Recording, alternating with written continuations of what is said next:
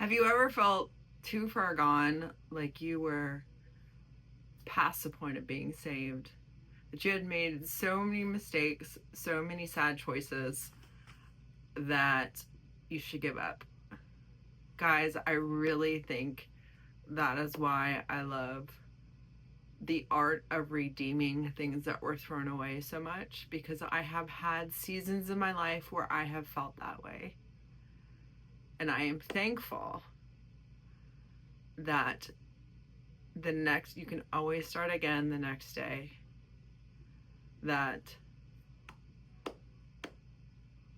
you can be redeemed. I found this really sad piece of furniture came to me.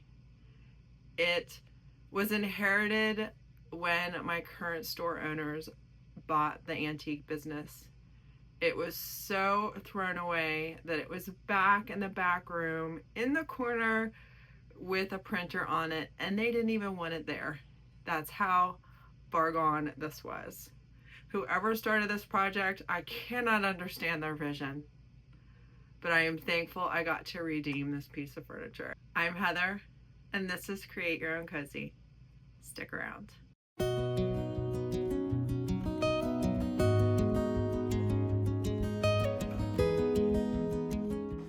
The first thing I wanted to do was hit the top of this with 80 grit sandpaper to really see what I was dealing with. This was a solid piece of furniture. I do not understand why we decided to go with ketchup and mustard as our inspiration, but Henry, of course, was along for the ride. This is how he ended up being in my videos in the first place, guys. Every time I would get into a project, he would get into all my shots when the furniture was on the ground, and that's how you guys ended up needing to see him in every video. So the first thing I wanted to do, I realized I did not have the time or perseverance to sand this thing down. So I decided to just cover anything that wasn't the top with Little Black Dress from DIY Paint. I did 2 coats of this. Sometimes we don't remove the old parts of our story, we just cover them up with a new story and we kind of build on them. So in my mind, I was like, let's just go ahead. There's such great pigmentation in this paint. Let's go ahead and do 1 coat. I did the 2nd coat for good measure. It covered the red and the yellow so well. And I thought this would be a good base to try to decide what is next for this piece of furniture. Still, the jury was still out about the top. If anything would be wood, it would just be the solid top. So let's just go over, start from scratch. Make everything this black, get rid of the crazy red and yellow, and maybe I could see this in a new light to decide what it wanted to be.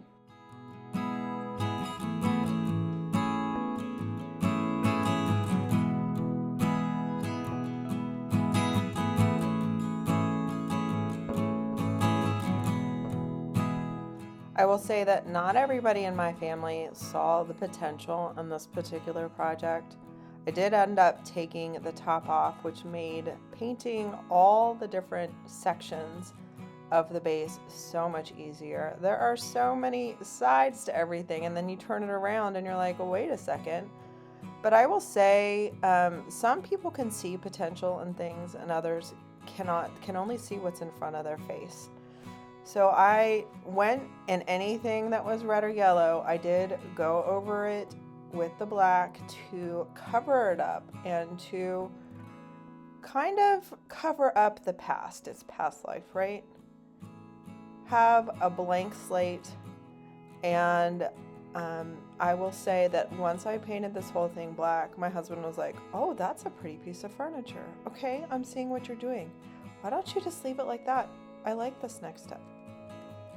I realized it wouldn't have been that much work to sand these edges right here, but I really liked the two-tone look, especially when it was in its drop leaf form. to have the wood on the top and the color, whatever color it's going to end up being, on the edges. I just really liked how that was a more interesting story to me. Now, I didn't want the past colors to come back, so this DIY paint needs to be sealed. So I went ahead and used the brush that already had the black paint in it to try to not have a haze over the black paint. I used Sweet Pickins top coat in the matte finish to seal this black paint in. My hope is to add some character back with milk paint, which usually has a chip or a crackle to it, and I did not want it to crackle down to the yellow or the red.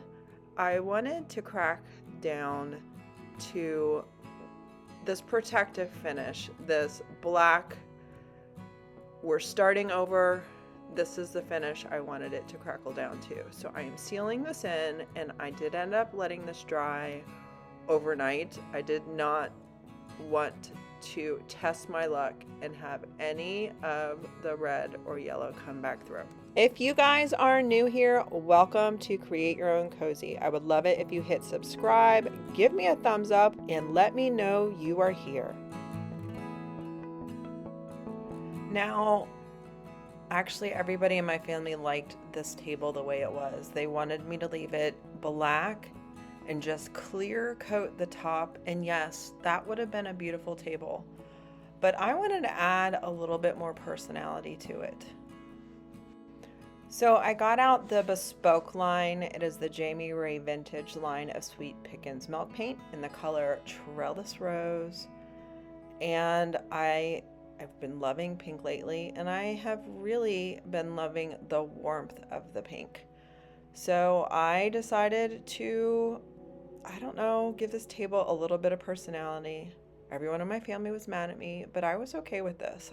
This was my project. I really wasn't asking their opinion because they didn't realize that this was a little bit of therapy for me. But you know, they don't mind giving it at all. So I did one coat of this paint, and you will see that first coat can be a little scary. But the second coat, honestly, is really where the magic happens, and you can see that your original artistic slant and idea was a good idea. But you have to work through the first coat and it looking a little iffy and commit and do that second coat and realize that the decision you made was a good one.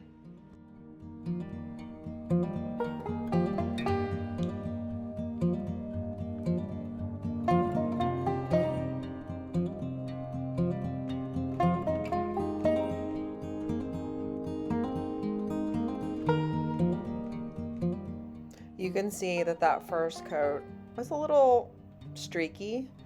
You can add some character to milk paint by adding a little heat, adding a little wet distressing, getting it reactivate the milk paint by getting it wet, and then adding heat to it again, and see if you can change the way that it dries. And sometimes you don't see it right away. You see it a little bit later. You think it's not going to crackle, and then you go back and you're like, wow, that was some really cool crackle. And you can never plan for it to look exactly how you want it to look. That's kind of the fun part about using milk paint. Now you'll see the second coat, wow, that coverage, that is it. That is enough. That is a nice solid coverage, and this is where you can do some more crackle again, but you can see that second coat is really where it starts to be solid. Next, I do very lightly sand this with 220 grit sandpaper. I only want the black to come back through, obviously, but I do want to see the makeup of each of these pieces of wood, like it's been nicked and moved around a lot. I like adding that character, and I like kind of going over the surface, smoothing down the finish, getting rid of clumps. But next, we need some warmth. I'm going in with the Sweet Pickins dark oil wax, guys. I am putting it on over the legs and the crackle so that the crackle can be even more of a star in this project. And I'm leaving the dark oil wax for 10 minutes. I use a dedicated chip brush for this because once the dark oil wax gets in your brush, that's it. It's an oil wax brush now. So don't take anything that's too precious, but have one that's dedicated for oil wax. And you can see, look at the warmth between the side that has the oil wax and does not. And this is what I really wanted to do. I wanted a warm pink. If I would have added clear oil wax, there would have been a warmth because you still need to seal the milk paint. But this dark oil wax really was it for me. It's what brings that pink color to life. Didn't want to mute the color. I wanted to richen and deepen the color. I worked in sections, used paper towels to get the oil wax off, and there is a smell to this that is usually gone within 24 to 48 hours. Just be aware of that. My family doesn't like it, and they're ready for me to put it in the garage. So let's get back to the tabletop. You can see on this side I have done another round of sanding with 80 grit sandpaper, and then this is the part that had not been sanded. I felt like the yellow that was kind of left looked like pollen was stuck in the wood, and I didn't want that. Now I ended up going over this section right here with a wet paper towel to try to wet distress the pink a little bit.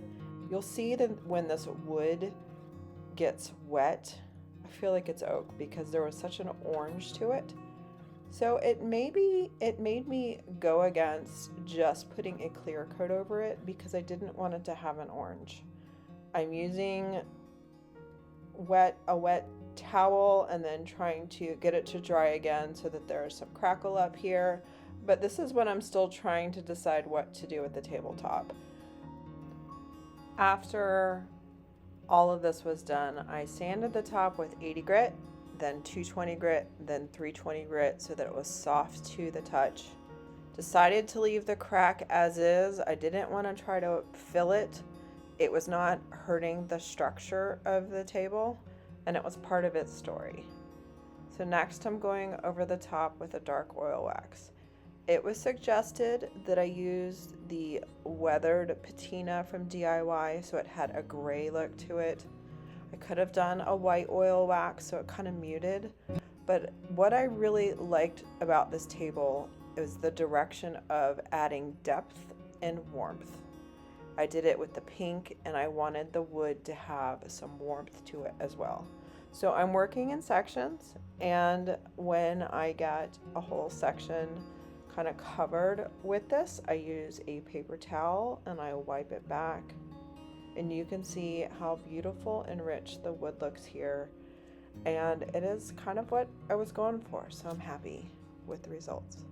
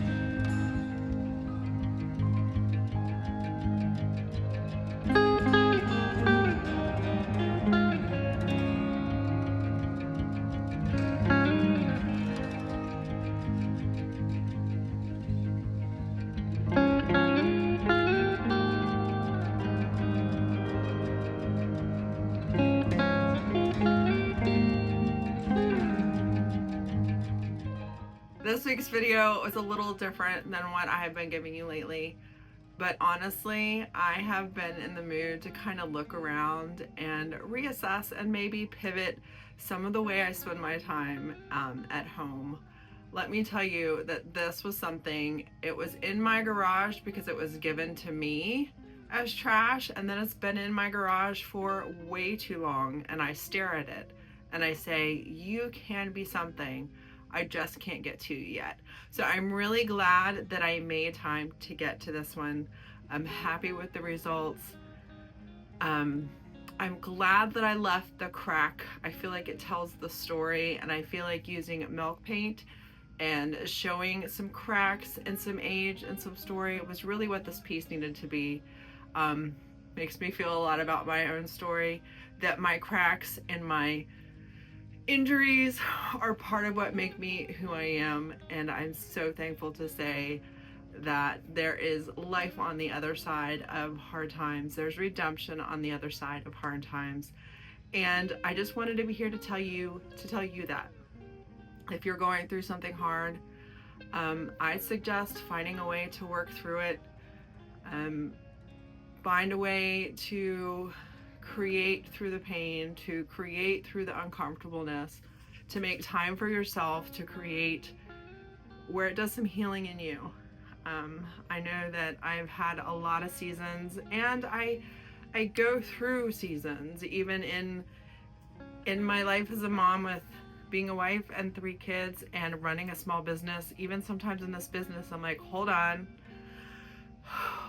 I need to do something that helps me restore my energy, my passion, my purpose, and reminds me of where I used to be and the process of redeeming and, I don't know, feeling comfortable in my own skin and recreating or reinventing myself the way that I can see that God sees me. So if you guys are new here, I would love it if you would hit subscribe, hit your notification bell to all so you get notified every time I make a video. Who knows what I'm gonna do next. And if you guys need any paint or products, don't forget to check out my website, createyourowncosy.com. Your purchases help my small business and help me bring you more content. So thank you so much for being here. I am so thankful for you, and I'll see you in the next video. Bye.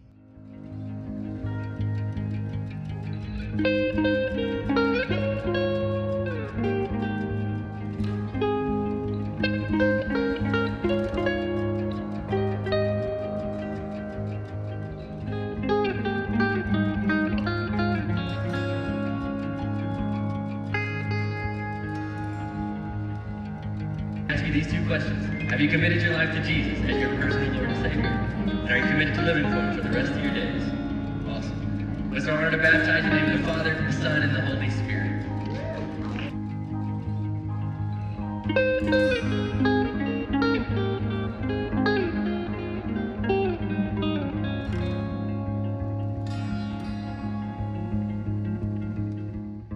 Thanks for watching. Don't forget to check me out over at createyourowncosy.com.